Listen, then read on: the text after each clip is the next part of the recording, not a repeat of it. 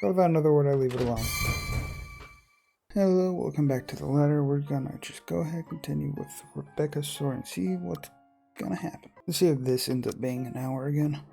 It begins innocently enough. Tuesday mornings arrive like any other day before it, bright and clear. Even though it comes with an extra helping of the unusual October weather, I appreciate being able to catch a glimpse of the clear skies lately. After going through a bout of sickness last week, it does something to lift the mood of what would otherwise be a dreary morning. And despite being mostly a creature of habit, I wind up waking earlier than usual because of it. Still no earlier than Isabella, it appears. I would assume she'll take a day or two off because of what happened to Miss Cooper, but that doesn't seem to be the case. Wait, is this taking place after? So, did we skip ahead to till after Rose got killed? I'm assuming. The sound of the morning news just from her unit when I walked past on the way to my mailbox. Chances are, around this hour, she's already dressed and ready to go, probably just waiting for the next bus to arrive. I've tried following her example before, but I don't think I'll be repeating that. Really? How can anyone be up before the sun is up? It's a habit she got from home, she said, instilled in her by the kind of life she grew up in. Like clockwork, it's always at 4 a.m., either to help with the chores or prepare her little siblings for school. Surprisingly, the first time she just didn't look like someone who could. In the end, I've simply passed it off as one of the many things anyone who will have to get used to around her. Not that I'll ever fully understand. I'm my parents' only child. We aren't well off, but so far I've lived a relatively easy life. I didn't have to think about bills or food for the next day, or paying for any siblings' tuition on top of my own, or supporting a sick father's medication. I had to worry about were my grades, if I'd gained mom and dad's approval, or what we'd be having for dinner. When put next to hers, they all pale in comparison. They look less like problems and more like petty issues this way. Petty issues? But as unimportant as it all sounds, sometimes its ugly head rears at the most inappropriate moments. Sometimes they come through your mailbox in the form of a fancy-looking letter, pretty ribbons and all. Whoever sent this has spent silly money on the envelope alone, verging on ridiculous, really. I can already imagine Isabella wrinkling her nose when she sees this, then she'll complain about unnecessary expenses and rich people problems. I'm almost afraid to touch it myself, as if simply brushing a hand against its crisp surface will be enough to put a grease on it, and it would be a terrible slight to the sender. But as extravagant as I find this, it isn't really the first time I've received one. Most of the time it's not even for me, so who am I to complain? Either way, no look of surprise crossed my face once I flipped the envelope over to see my parents' names written in a neat script. Nothing new then. Their years in the academy naturally brought with it various connections, people from other fields, art, science, business, politics, you name it. This one, though, gives off a much personal vibe. Letters like this usually come from old students, people who've grown fond of my parents, and they in turn treat like children of their own. I've only met a few of them. Most have moved on to become successful in their chosen careers, and little letters like this are their way of expressing gratitude. Like, it's one thing Mom and Dad are proud of, rightfully so, and I'm happy for them. But there are times that I wish they'll remember they have a daughter here. The real one. Not that it's of any importance now. Not like they didn't raise me well or provide for me. They did. I wouldn't be where I am now if it weren't for their hard work. And like a dutiful child, I do everything I can to give back. Even if it's as small a thing as letting them know they've got another meal waiting for them. Phone rings for a good minute before someone answers. Mom, her voice is warm as I remember. Becca? Hi, Mum. How's the conference going? Well enough.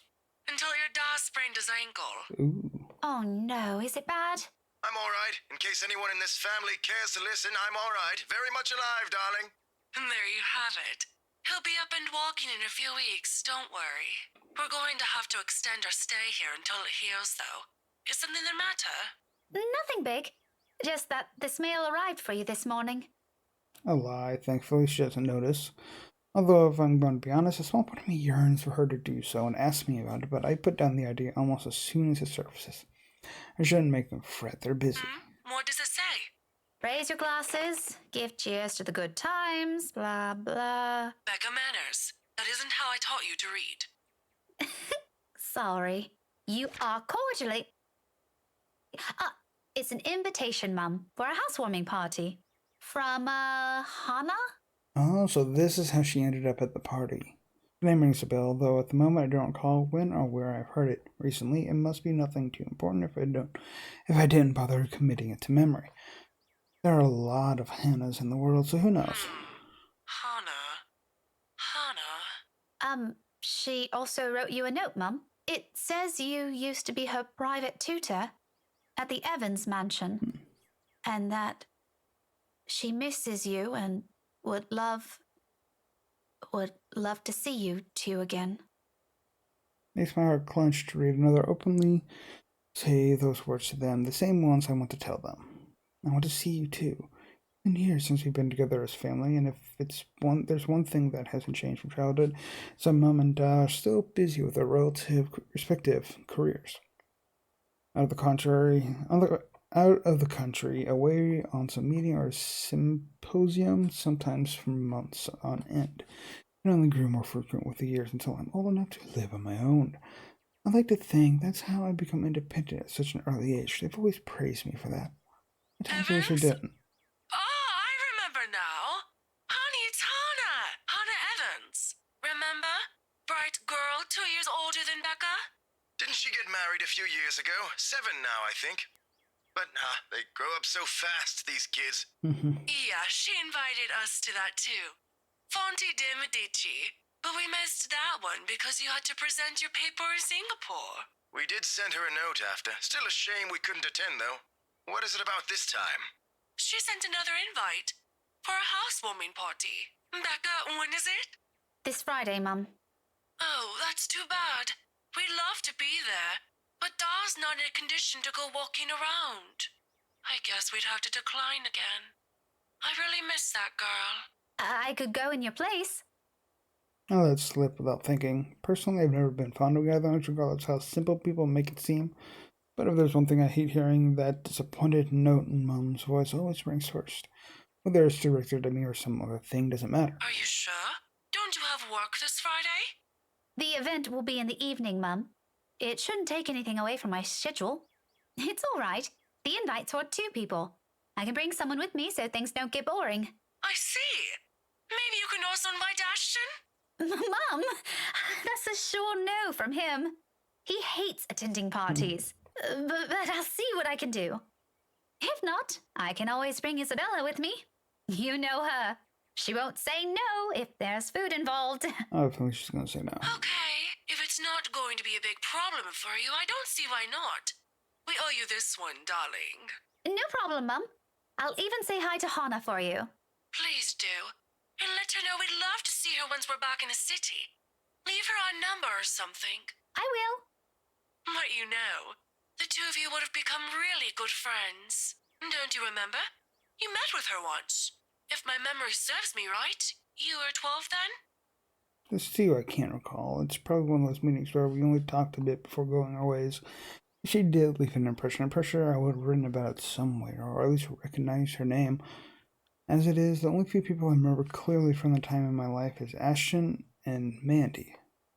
To some extent. Mom must have sensed my confusion because she Don't laughs. push yourself too hard, darling.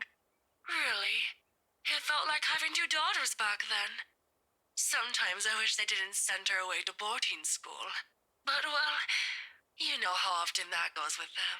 Still, try talking to her while you're there. Oh, we'll see. I'll let you know what happens after. I'm looking forward to it, darling. Will do. Oh, damn You it. too, Sorry. Mum. Bye. Tell Da to be careful next time. She chuckles then, a hearty one, tender and always light in my ears.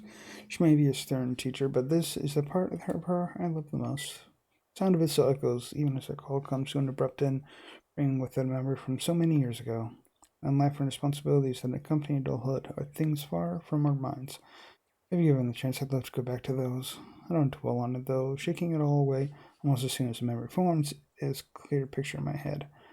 I always wondered how Isabella can easily pretend everything's normal over a phone call, then bounce back to her usual self immediately after. I've seen her do it plenty of times. For me, it just drains whatever energy I have. And with the whole day of teaching still ahead of me, I can't afford to look exhausted in front of my students. Even for a wee bit, it's never a good sample set. With another sigh, I put everything at the back of my mind and tread back to my room. The rest of my day waits.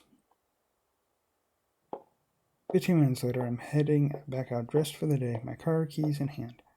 Normally, I don't stop for anything, there's never a need to. That's the beauty of this apartment complex. It's quiet and everyone keeps to themselves. No useless platitudes in the morning. No need to wear a smile on your face, lest other people are nosy enough to ask. Today over, the morning broadcast still plays from Isabella's room. My brisk pace slows to a stop and the frown gradually forms in my face. She hasn't left. Of course, this isn't unusual. There are times when I've left earlier than she did, like last Friday, before their open house. But those days are few and far between. It only happens in the direst circumstances, though the last part that might be a bit of an exaggeration. However, with what's happened in the last few days, maybe today is one. The death of a friend isn't something anyone can brush off, and for someone like Isabella is the kind who gets attached to people easily. With Zachary, Ashton, and I, that has been the case. Can't imagine what she might be going through right now, especially when the woman who is someone she owed a lot, despite the training being brief. I've given her the space. I've given her the space last night in deference, but perhaps today might be the proper time to check on her. Oh, whatever. I've still got time anyway. A slight step so closer to her door, hand already poised to knock. Still, I don't do so until I hear her answer. Isabella? Belle? Are you in there? No answer. After a second, I finally knock, lightly so I don't disturb her in case she's sleeping and has merely left the telly running last night. Never mind how she never lets that happen ever. There's electricity and all. I just want to check on you before I leave. Is that okay? Are you going to work today? Belle? Still nothing. I'm about to leave. If you want, I can drop you off. Another round of knocking. Then I fish out a copy of her keys from my bag, unlocking the door. She left it years ago after I complained about the mess and offered my help in cleaning up. I thought the gesture was completely unnecessary back then after all. I could always knock. But she never did bother taking them from me, always returning away from the conversation whenever I insist. At one point, I've simply stopped trying to hand it back to her. Isabella? I'm coming in, all right? Without waiting for an answer, I pushed the door open and stepped inside. Her units, still a mess, instant noodle cups on the table, a pile of clothes on one side, paper strewn about everywhere, and an unkempt bed, among other things. This much is a given, will always be a given. I've been here several times already, and I still wonder how she can function like a human being with the place in this state. However, that's neither here nor there. I'm not sure what I'm expecting, but it's certainly not finding an empty flat. I know she could have left earlier than usual. But she never ever leaves, so I make sure she's unplugged everything. That's something she doesn't forget to do. It doesn't help that her bathroom appears unused this morning. Another habit, and it can only mean she hasn't been here since. Last night? Perhaps even since the morning after Miss Cooper's death. Either idea doesn't sit well with me, what with the news that we've been hearing lately. The authorities are still trying to find the cause of death for all the victims. Early investigation revealed most of them were employed under Briar Realty Corporation at the time of death. Meanwhile, BRC has refused to comment on this. Okay, yeah, it'd be better to call. Gathering my wits, I immediately place a call to her mobile. It rings for a good minute, the sound of comfort in itself, but when another minute rolls by without her answering, well, I'm not a woman prone to panic. Some bouts of temper, maybe, but never panic, despite how I may sound when speaking. Let me quickly... And we jump straight to the 25th. Oh, she said Zach's, right. When it ultimately goes straight to her voicemail, a sigh is the only thing I let out. The pause doesn't last long, though. In the next moment, my fingers are already moving across the screen and start to the two people who might be able to help. It's Ashton's number I find first and dial. Call it a habit, but even Isabella thinks he's dependable when the situation calls for it. Despite how much they give each other grief, they already says a lot about him. There's Zachary, but around this hour he's probably still sleeping. If he has freelance work, it's very likely he's just gotten himself in bed. He's the last person I want to bother, if anything. Though it doesn't take long. Soon I clicked and Ashton's voice echoes through the receiver, rough and so heavy with sleep. He never did grow fond of mornings. Becca? Christ, what time is it? What's up? Not you, apparently. this early just to make that joke. I'm going back to sleep. No, Ash, hold on. This is important. Becca, stakeout last night. Make this quick. I've still got a few hours before the chief bothers me. Sorry, I'll let you go back to sleep after. It's just that... Wait, you were on a stakeout last night? Did I say that? Shit. Forget I said that. Forget I said anything. Forget we had this conversation. So, you have no idea? About what? About what? I also have no idea why we're talking so early in the morning, so there's that. No, will you stop sleep talking or whatever for a second? Belle didn't come home last night. She's gone. Who? Isabella! Instead of answer, a brief pause comes after, followed by something blunt and heavy hitting a hard surface with a string of rather colorful curses from him. The moment might have been one of the many things I keep to myself and remember fondly in the next few days if things aren't the way they are. When he picks up again, there's no trace of sleep left in his voice. Say that again, from the top. Isabella's gone, Ash. She didn't come home last night. Her flat's empty. She left her telly running. You know she doesn't do that at... Okay, Becca, stop. Calm down first. You're starting to panic. I'm not! You are. Breathe. One person's not going to simply disappear like that. This is Isabella we're talking about. Did you try calling her? What did you think is the first thing I did? She's not picking up. It went to her voicemail. How about Zach? Did you check with him? Not yet. I didn't want to bother him. You know he has trouble sleeping and all that. All right, I'll go ask Zach. I'll call you back. No, wait! He has to go over can utter a single word of protest. For the first time since entering this room, tension has gone from my shoulders and my breathing has eased. The bed creaks as I sink down on it with a sigh. The telly still blares the same uninteresting news, and I'm surrounded by clutter. At the same time, it feels strangely calm to be here without worry nagging at me. I'd have to apologize to Zach later for sending Ashton his way up this early, but for now, relying on the latter for this isn't the wrong choice. It never will be. That's one thing I won't ever doubt in him, much like his promises. And true to his word, he calls back only a few minutes after the last one is ended. She's with Zach. Oh, I'm so glad to hear that. She could have at least sent a message last night. What are you, her mother? It's one thing to hear that from Isabella, but from Ashton? I don't want to hear anything like that from you. I'm serious. You've got to stop treating her like she's one of your students, Becca. You don't have to keep tabs on her every time. Last I checked, she's only 3 years younger than the two of us. That's almost a decade gap from those kids you're teaching, you know? Says the person who keeps calling her Scaredy Cat.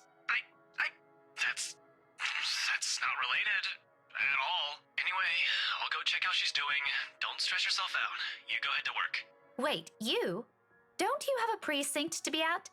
Whatever happened to not treating her like one of my students? Because if anyone's going to ask me, I think you're doing the same thing. Zach said it's an emergency. Something happened last night. Emergency?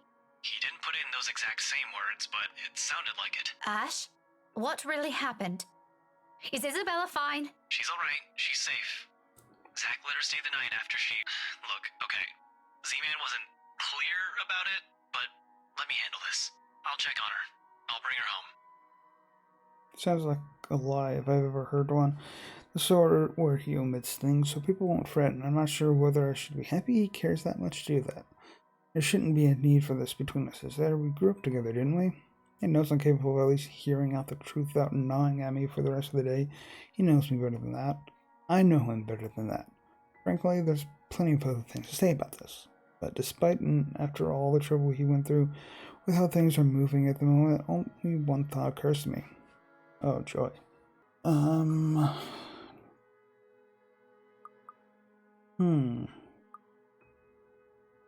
Sorry for the trouble. I recognize his concern for what it is. It's not new to him for him to go out of his way for us to be. And to be honest, this is what I love about him. As much as I would have loved to take this off his hands, it would only be selfish for me to insist, considering he knows of my other commitments. Let's see, what did it do to the relationship? It went up. To do so feels like I'd be trampling on that kindness he seldom offers to anyone. Sorry for putting you up to this. Nah, don't mention it. You've got other things you need to worry about. Take care of those first. This is a small thing. I still owe you one. Oh, I can name a few things you can do about that. You know, there's this ice cream shop that opened near the movie house. I could use. Okay, let's stop right there. That's enough. On second thought, maybe I'll just think about it some other time. Harsh. We both laugh. The sun lighter and more comfortable. Like the old days when a wayward 26-year-old is at the bottom of the list we need to worry about. This is how we find common ground. We may not agree on a lot of things. We may see things the way the other does. But the give and take is something we've learned to get used to over the years. And it's like this, confidence in him is the least I can offer as thanks. Really? Thanks for this, Ash. I'll let you know what happened afterwards, I promise. I'll call you later. You have a good day. Bye. I admit, the way he puts it isn't comforting enough. He can be blunt like that, so many unknown variables, so many words left unsaid. I wish he'd simply lay them all out in the open, because like this, I'm more inclined to think there's an exaggeration on the other's part. If it's from Zachary or Ashton, I don't know. In the end, all I can do is wait, go about my day, and hope for the best. Before leaving, I swear Isabella's room one last glance, disturbingly quiet now without her in it.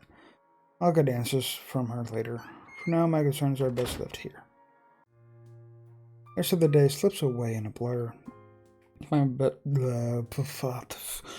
Despite my best efforts in keeping this morning's events from surfacing in my mind, it sticks. In a way, everything today simply feels like a reminder. Every conversation, regardless of how casual, every topic, no matter how mundane it seems. I blame the news entirely for this. Recent happenings brought quite a few interesting stories to everyone's attention, mostly superstitious talk of death. And when locals talk about death here, anyone can sure as hell count on someone bringing up that mansion Isabella said. So I'll fucking fly. Sold not a few weeks ago. Is that a fly or not? I don't know. Even my own students won't stop yapping about it. I think it's even worse when it was put back up in the market. Now there are more stories. If this is the world reminding me of what matters, or simply because the atmosphere around this time of year calls for it, I'd rather take the latter. At least then I can be sure people will forget about it in favor of another set of holidays after. Nevertheless, this may be a painful thing to admit, but listening to them is a pleasant distraction while waiting for Ashton's call. I hope he didn't forget. The school day is about to end. No, that's got nothing with what I heard. You always hear stuff. I'm not sure if half of them's even real. No, really. Rowan knows about it. He used to be in the same class with them. I can hear you from back here, you know. Whatever, Rowan. Anyway, the story goes like this. There were 3 of them. They entered the mansion on a dare, and they were all never seen again. I believe this is referring to that one videotape that was Marianne saw at the end of her route. No one knows what happened to them. Up to this day. Scary shit, man. Cock and bull story. Calling it now. No, you don't get it. Why don't you ask Miss Gales then? Better yet, why don't you go inside the place? I'm betting my allowance you can't do it. Their talk immediately halts when I look up, all of them suddenly pretending to be engrossed in their current activity. Still a word to put a stopper to this nonsense is needed. Creativity and imagination fostered by these stories is one thing, but reckless ideas should be corrected before anything potentially tragic comes up. Back to your worksheets, everyone. And I don't want to hear any talk of dares or going inside that mansion. It's private property now. You'd all better stay away from it before. At the noise, a whole lot of them go silent. You can almost hear a pin drop. Look on their faces would have made for a funny picture, but that's irrelevant at the moment. If that is a student loitering around, someone's going to be in trouble. I'll be back. If you're done, you can leave your worksheets on my desk. Keep the noise to a minimum while I'm gone, okay?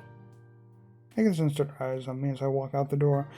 A muted kind of anticipation, a bit unnerving, but it's far more agreeable than the feeling of being watched I've been enduring these past few days. Class is still in session for most of the rooms. In a few hours, once the final bell rings, however, this place will once again be filled with busy chatter and footfalls, an everyday cycle in itself. But for the moment, I let the silence guide me, my ears focusing on whatever sounds there are or there will be, searching for that distinct clang of metal. A good minute passes for the portion of it, only my steps echo through the hall, and another. I'm about to turn around when the sound of it halts. My footsteps, a little muffled and infrequent, but grows louder after each individual interval. With this hallway devoid of people, if I don't put a stop to it soon, it'll start to disturb the other classes still going on. Looking for it doesn't take long. All I do is follow the rack and short line sitting in front of a nondescript row of unoccupied lockers.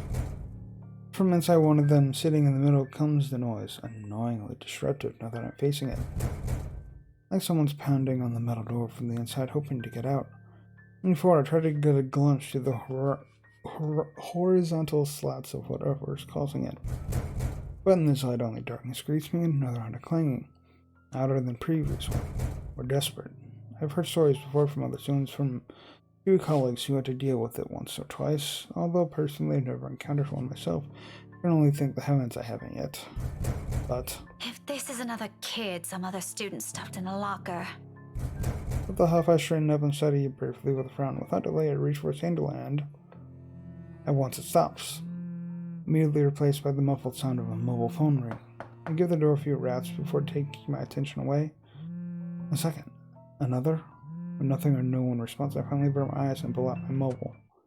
And Sash.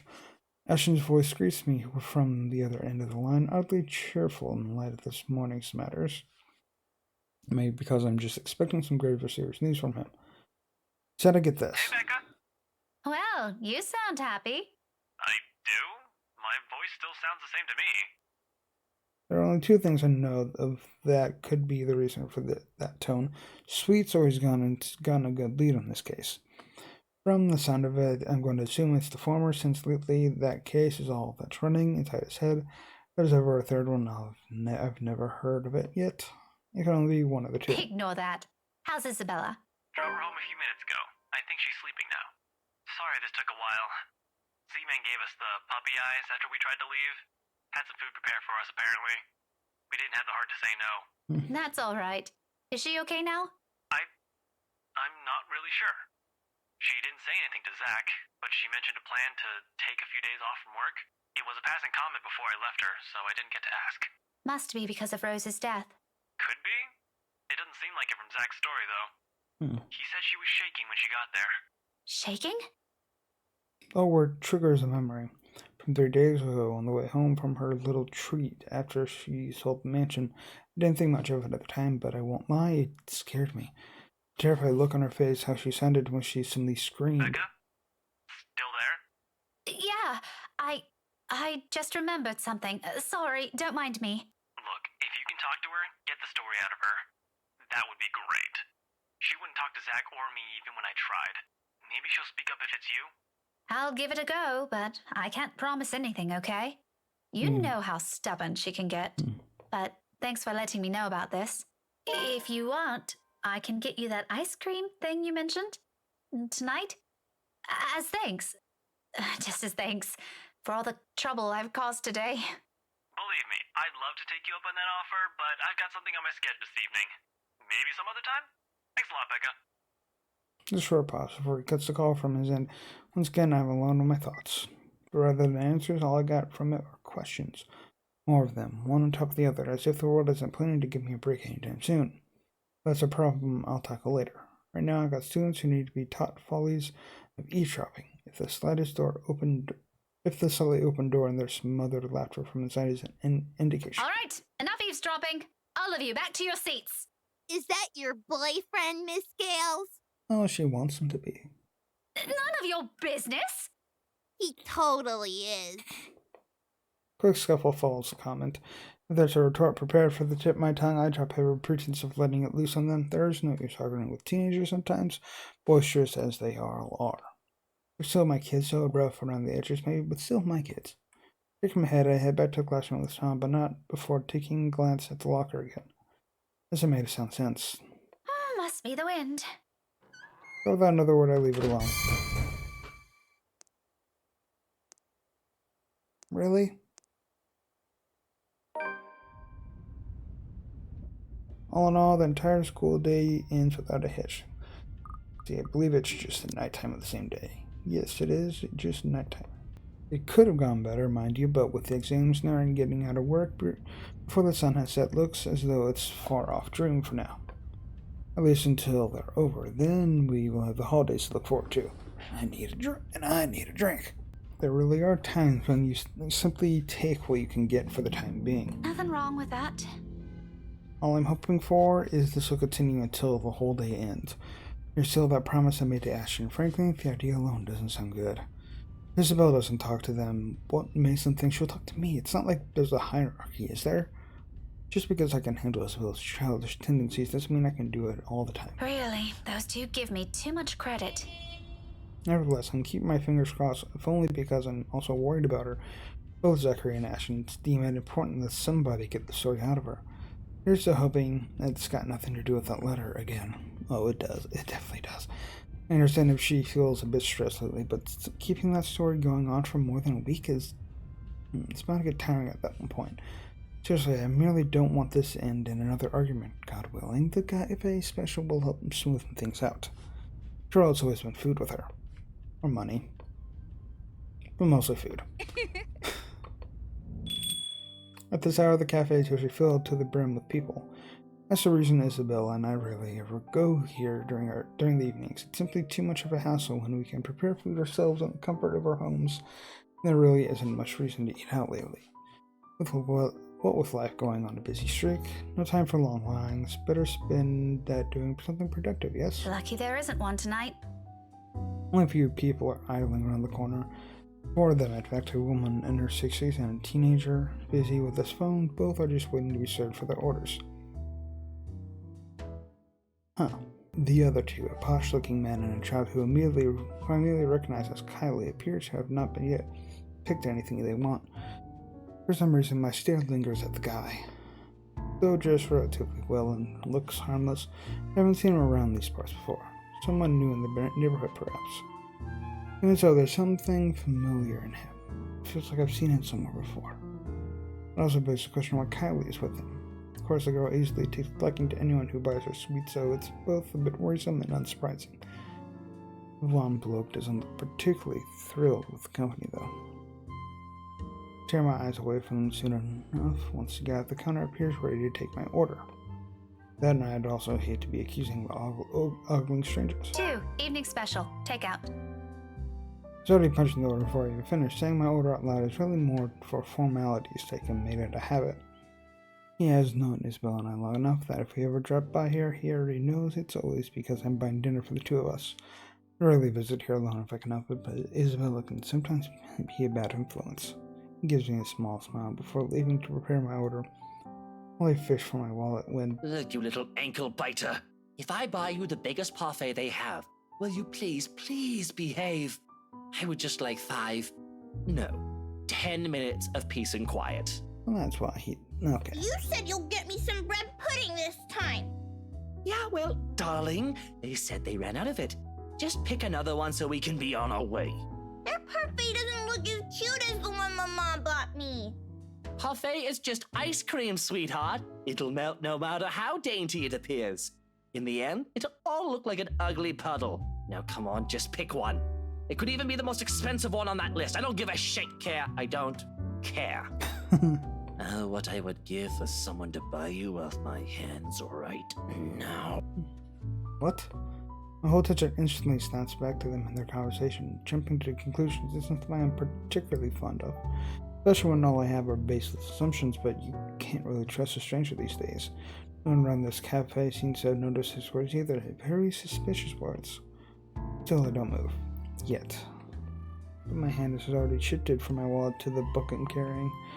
A hardbound textbook looks harmless, but if the situation calls for it, might be a good deadly weapon. Might. I haven't gotten the chance to try it anywhere so far. Today could be the day. But you promised. Look, if you don't want a parfait, how about a Bonifay pie? I'm sure it'll taste just as good as any other bread pudding. I'll even buy you the entire tray. How does that sound? That's not what you said before. Well, sweetheart, adults change their minds sometimes. You said if I come with you, you'll buy me a bread pudding, and I did, and now you won't keep your promise. I want to go home. I miss my mom. No, darling, if I remember correctly, and I have a good memory, honey. What I said was, if you come quietly with me, I might buy you one. The quiet part didn't happen. Though now that I'm sober, I think this is a bad idea.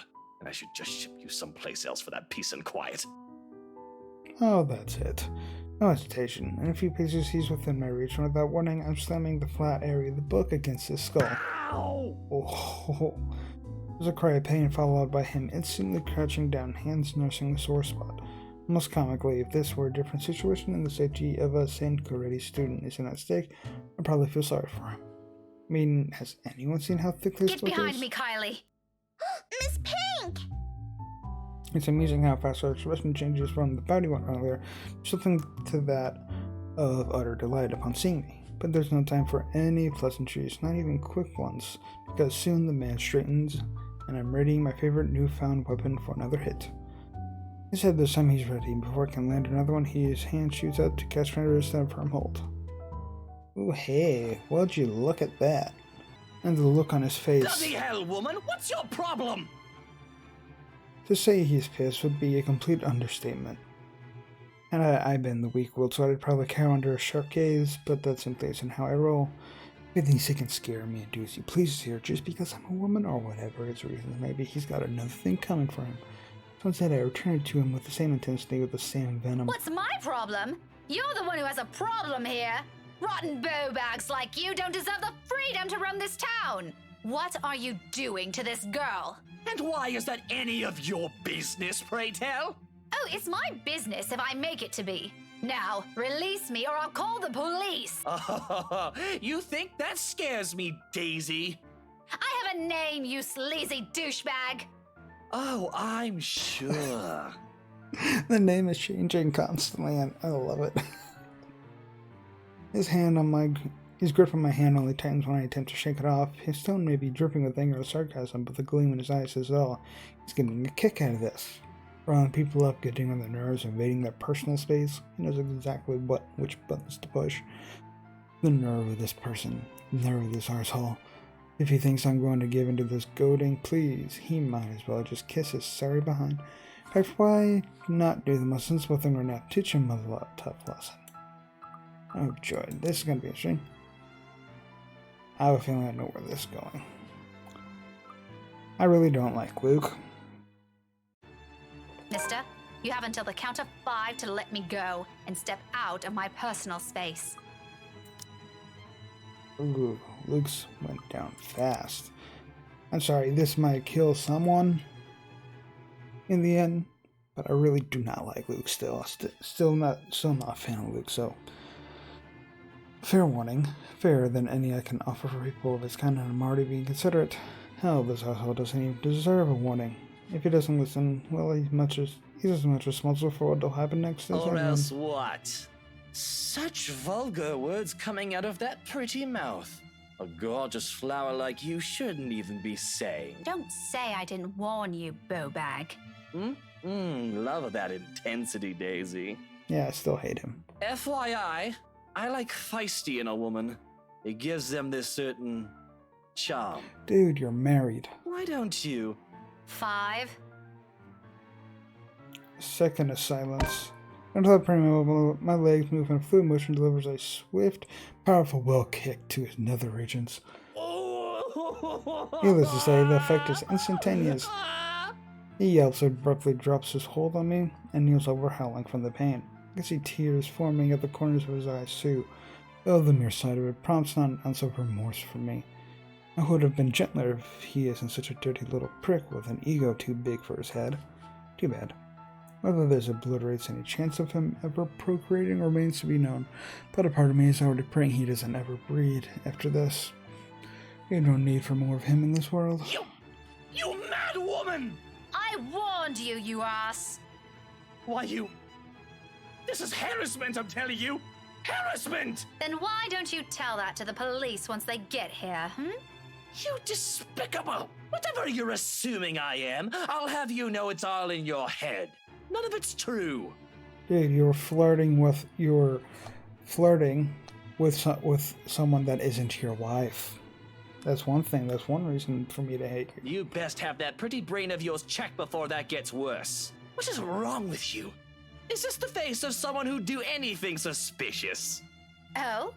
You don't think a stranger luring an innocent child with promises of sweets before whisking them away from their parents doesn't warrant any suspicion? You have a very funny definition of suspicious, asshole. Maybe you're the one who should have that head of yours checked. The kid asked me to buy her sweets. You're the one who's suspicious here. I'll have you know, I have a wife. That much at least appears to have a sliver of truth to it. He even makes a show of brandishing his left hand to my face with much flourish. Sure enough, a withering is there, though all that earned him is an unimpressed glare from me. Immediately, a small part of me starts to feel sorry for whoever, whatever, poor woman married this sod. I don't understand why he has to bring her up either, as if the mention of her alone will magically present a solution to his problem. She must truly be a remarkable one if she can handle a dirtbag like him. And even my wife of all people in this bloody city, has never, I'm telling you, accused me of such a scandalous thing! You crazy woman! Married or not, you're still a sleaze. Honestly, I feel... Miss Pink, why are you fighting with my teal? Whatever word is still left to be said here dies on my tongue. The same thing goes for the sleaze. Beside us stands Kylie, gawking at us with that same curious stare she often brings with her. I know that look all too well. Precocious child. Through and through. She doesn't say anything further. Her gaze simply moves between us, eyeing us both carefully, clearly anticipating an answer. In my experience, when it gets like this with children her age, it's a sure sign they won't leave you until you've given them an answer they're satisfied with. Mine won't do either. It has dissolved into a shouting match for heaven's sake. And did you say Tio? Mother falls straight to the pit of my stomach at that. But my tone is gentle when he finally addresses her, void of any apprehension of what might be the first hints of embarrassment. Importantly, ignore the latter. It can very well just be the hunger speaking. Kylie, sweetie, do you know this oath? Yeah, he's Teal Luke. Right at the moment, my brain stops. Every line of thought and every argument I still have against the man besides me dissipates in a haze. That's all of it. One memory gets triggered from a few days ago. Tio? The one you mentioned before? The uncle? The guy Rowan wanted to impress? Or was that a dare? I'm sorry, I can't recall. He's her uncle? Is it the one who promised he'll take Big Brother someplace cool? Yeah, the one and the same. Don't you know who he is? I sure as hell don't, darling. Because if I do, I won't have let everything I said earlier come out of my mouth. He's my Teal Luke. Gazillionaire extraordinaire, am I? No, the fairy godfather. He's your godfather. That's nice. The one and only. Did I get that right, Teal? More than right, sweetheart. I'm sure Miss Pink here understood everything you said quite perfectly. I don't regret doing my choice, though. I still don't like it. Whatever it is that landed at the bottom of my stomach, power has shot straight up to my face and stayed there.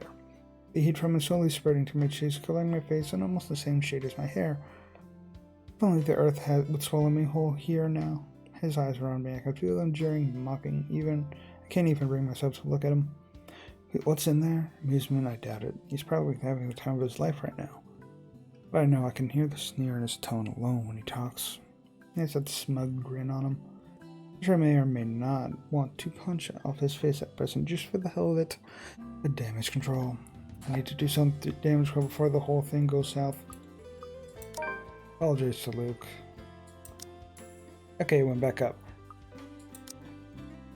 Yeah, okay, yeah. I'll apologize, but be honest, we all wanted to do that to him. We all wanted to do that to him. He flirts with other women. He used a certain racial term one time.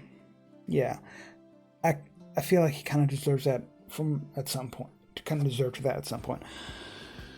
Though it pains me to apologize to a sleazebag like him, this is my mistake. With Kylie watching us closely, I don't want to set a bad example for her, do I? I'm surprised she grew up the child she is. If anything, I want to be the role model this man couldn't possibly become from her. Even if it means taking a few blows to my ego and stroking his insufferable one. Deep gulp of air, a short moment to swallow my self-respect, and then I'm facing him. The words are out of my mouth in a single breath. I'm really, really sorry, sir. I had no idea. His smirk is impossible to miss. He's not making an effort to hide it, and even the smile is so irritatingly present in his tone. If I could slap it off him, I'd do that in a heartbeat. No, it's an honest mistake, Daisy. No, I really mean it. I actually thought you were... And then... It's fine now. It probably happens quite a lot to a few people who look suspicious to you. Seems I'm one of them now. But don't lose sleep over it. Do be careful with that book, though. A little more and you would have dislodged my poor brain off my head. What would I ever do if that happens? Oh no! Did it leave a mark or anything? If you want, we can have it checked. I'll handle the expenses if there's a need. Now, what kind of man would I be if I let an attractive woman such as yourself do that? Why don't we just look at it this way? My forgiveness is coming from the utter goodness of my heart. I doubt there's any. So full of himself. Exactly the kind of person I'll happily leave to die in a ditch somewhere. Of course, sir. Why didn't I think of it that way? I know, right? But even someone as capable as you is bound to have a few lapses. No harm done, Daisy. Let's move on from this. Well, if you're going to put it like that, then I guess there's nothing left for us to talk about. I figured as much. Awkward. Oh, it's just nothing but an awkward display of fake pleasantries. One that brings much agony to the very pride I willingly held back a while ago. Might need a drink later so I can forget all of this ever happened. Who would have thought the time would come when I need someone tougher to handle than Isabella? Miracle's a miracle, I swear. But to my surprise, he proffers me a hand shortly before Lily for a shake. I realized after a long minute staring at it. I accepted, albeit half-heartedly, but all the goodwill that small gesture represents melts into thin air when he winks at me. Winks. The gall of this man. However, there was no moment to ponder about it. Seconds later, the guy at the counter waves me over and hands me a paper bag as soon as I paid. He offers me a smile before I leave. Not only I returned it simply for the sake of returning it, or I don't at all, with the latter happening more commonly. For the time being, I do so freely.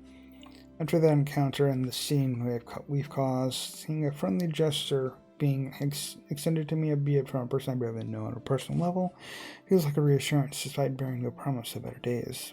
And take what little I can of it with me as I step out into the night. A cloudless night sky greets me when I walk out of the cafe. Behind the tall buildings, a blanket of stars spread out before me. Isabella once told me that the best place to view it is someplace outside the city, away from the noise and the obtrusive lights.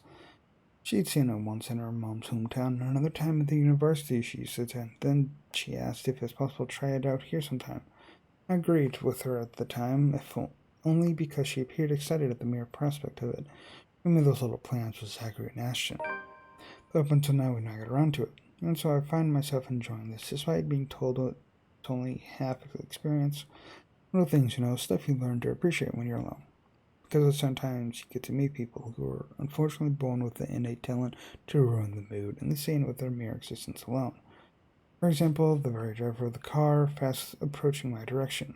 Luckily, he doesn't notice me. But the fleeting moment we pass each other by gives me a brief glance of the people he's with. Oh, joy. Kylie's sitting on the back seat with a serving of bread pudding in her hands, and beside him, it must be his wife. Totally his wife. He takes a turn and disappears to the nearest corner. But throughout the night, that cursory glimpse of all things bother me has left me wondering what kind of person his wife is. More than that, it's a silent prayer to the universe. I hope I don't ever cross paths with that douche again. After such an eventful day, anyone will think nothing will surprise me anymore. But here I am, standing at the top of the stairwell, watching an odd scene unfold before me. Relief crosses my mind first, followed by confusion. What is she doing there? Although given what happened this morning, the question feels a bit inappropriate to ask directly. What's important is Isabella's here. She's sitting cross-legged on the hallway right in front of her room, with several papers and folders scattered about. Each of them seems as important as the next. More than once upon leaving the same quick scan, I spot Brower Realty's logo at the topmost area of the pages. Everything is centered looks like a mess made by a third grader working on crunch time. The lovely lady will have a few things to say about this when she finds out I have a few things to say about this myself, in fact. Something in the calm, focused manner she holds herself at present keeps me from disturbing her with that reminder. She's going through each paper with this intensity. Her brows are furrowed, lips in a tight line, both hands moving in precise movements as she shifts through each sheet. When she finds something of note, she moves closer, nose almost touching whatever paper she's holding, grabs her phone to call someone. Hello. Sorry to call you this late. There's something I just want to confirm, if that's okay. Yeah. Yeah. Oh. Okay. Thanks anyway. Not that one either. It's a cycle. She goes through call after call. Then after the last one ends, she scuffles through the pile once again, dials another number. Is it work? I've never seen her this engrossed with her own work before. Thought she would have noticed my presence the moment I reached her floor. After the ninth call, she still appears as oblivious to it as when I've arrived. When she lets out a loud sigh, this time I immediately take this as an opportunity to interrupt. Isabella, you know the house rules here. Once her head jerks back and hits the concrete wall behind her with a thump. There's Isabella, I know. Glad it's still there. Allow her a moment to nurse it before speaking again. Becca, you're late. Yeah, I ran into a little trouble at the cafe. But I brought food for the two of us, if you haven't eaten anything yet. And as anticipated, she grins once I raise the bag of food I'm holding. Yeah, it doesn't reach her eyes. There's nothing of a cheerful glint in it this time, just a hollow tone for the sake of being polite. Ashton's right. Something's happened. Yeah, maybe later. I've got to finish this first. Just leave it here. I'll eat it once I'm done. Thanks, Becca. You can't eat this here. You know how the landlady would react. Why are you even working outside? Your room's right there. I know. Sorry. It just feels stuffy in my apartment right now. I'll go back inside once everything's been aired out. I promise. That has never bothered you before. Well, it bothers me now. Oh, really? Just now? I find that hard to believe. Yeah? Shouldn't you be happy? I mean, you've been complaining even if it's not your room. Now I know how you're feeling when it's messy, so I'm going to clean. Isn't that a good thing? Despite what's supposed to be good news, exhale comes for me, drawn out and slow. It's a good thing, Isabella. Believe me. But you're as bad as Zachary at lying. What's really going on? She hastily averts her eyes. A surefire indicator this is going to be one of those lengthy conversations that can possibly end with the other person angry. Again, it's one thing I'd like to avoid tonight at all costs. Tilly made a promise to Ashton and Zachary. If she didn't talk to them, who else is she going to talk to? If she keeps this all to herself, who knows what might happen. Isabella, you can tell me. Is it about your family? A slight movement of her lips, although a frown is a reaction at least. I'm getting Rose? there. She merely shakes her head. Just a little more. Come on, I know something happened. I don't know if it's because of Rose, but I know it's related to her somehow. You weren't here when I visited this morning, and both Zachary and Ashton are worried about you. If you don't want to tell them, you can tell me. Does it have something to do with work? Office? Yeah, something happened at the office. If I didn't know her, I might have missed it. She shifts then, her fist clenching tight, teeth biting her lower lip, and there's fear. The look of terror in her is the last thing I expect to see out of everything. Her mouth trembles briefly before she opens them. When she finally voices it out, the words simply spill out of her mouth, one after another. All of it. True to what I promised her, I listened, because this is something she's been keeping to herself, and even from the two most dependable people I know. The fact she chooses to tell me this speaks a lot to me. Becca, she was there again. Last night? In the office? Boss passed me all of Rose's Lork load yesterday. For the Ermengarde mansion. I had to stay late to finish them all. And then... when I was about to go home, I saw her. I saw her again. She was standing in front of me again last night, Becca. I couldn't get away. She was blocking the door. If I hadn't hidden myself, even if I made the tiniest noise, if she found me.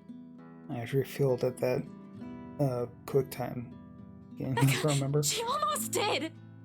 If she saw me under my table, I think that would have been the end of it. I'm scared. I'm so scared I won't be able to do anything! At the end, her hands are trembling and her breathing comes out in rasping intervals for a long moment. Let the silence stretch out between us, let her sobs fill it instead. But even as her soft whimpers die down minutes later, there's a heaviness hanging in the air, not just from her, but also from me. From my exasperation over this whole matter, from my own frustrations over her stupid superstitions when she could do us all a favor, grow a backbone. She may be young, but she's no longer that young. About time to put an end to this. She can't keep going on like this. She's got plenty of years to live out. What if she goes home? What if we're no longer there to keep her fears in line with what's real? What would she do then? I'm more afraid for her. That's what kind of imagination will do to her than of what some imaginary monster could. But with the manner she's looking at me right now, there's an expectation in it, a hope and a plea sewn together. She wants me to believe her this time. If it's like that, then what am I supposed to say now? I'm not doing that, no. Just why I didn't go on last night. Hell yes. As much as I want to see her straight, a reprimand isn't what she needs right now. With that pouty face she's giving me, I doubt it'll even end if I push it. I know her. When she wants to be stubborn, she's stubborn, but there are moments when she can be acquiescing too. Sometimes when she'll be more accepting of what I tell her, despite her inclination to disagree with it. That talk can wait. In the meantime, I'll be the ear that listens to her without judging her, without criticizing her, despite my own opinions on it. You should have called me. She stares at me like I've grown another head, and a laughter slips out before I can stop myself. There? I can't do that! What will you do? Hit her with a book? You'll be dead before that happens. And That isn't what I'm talking about. After you got out, you should have phoned me. You didn't have to go to Zachary's. The corners of her mouth curl up. A sheepish smile by general definition, but this is Isabella. Her smiles are never half-hearted, never lacks her high spirits. In spite of this, I know everything's going to be okay, somehow. After all, she's going to pick herself up long ago.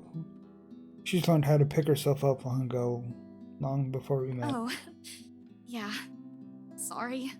I don't even remember how I ended up in Zach's place.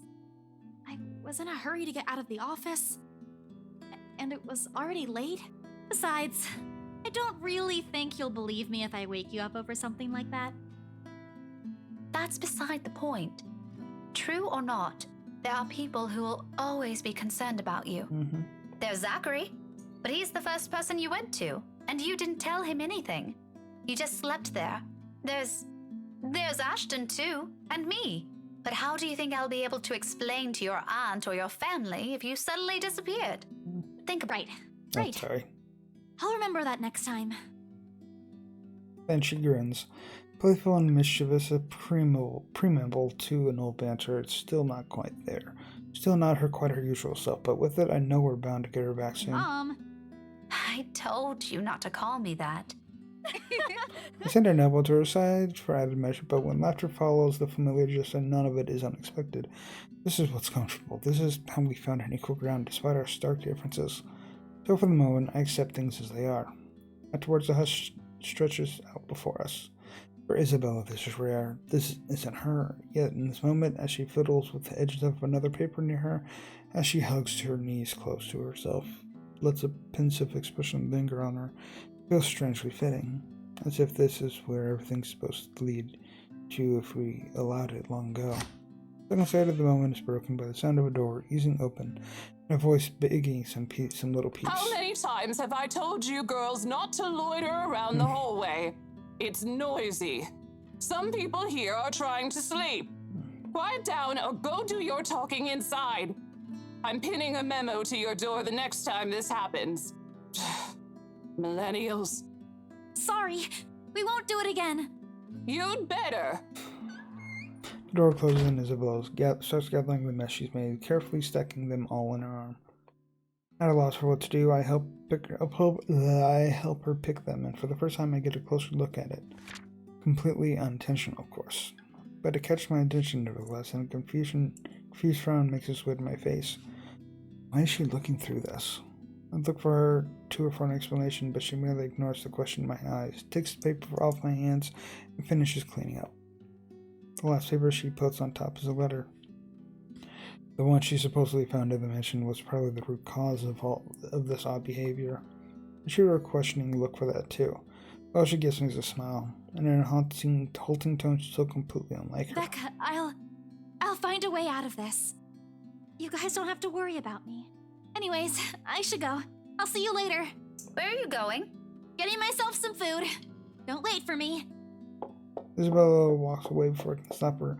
Before I can remind her I've brought food enough for the two of us. She quickly disappears down the stairwell while I'm left standing in an empty hallway holding 2 bags to take out. One of them will go uneaten tonight. It's just an innocent passing thought, one that I don't dwell much on as I head back to my room. I ignore all of it in the same way I assumed I won't ever encounter that douche again. Okay, finally. Oh, finally, that is the end of this video for the letter. Hope you enjoyed this video for the letter. We got some more information regarding Luke and Kylie. I was not expecting that. It's all feeling a lot more connected now. It's feeling a lot more connected to the story.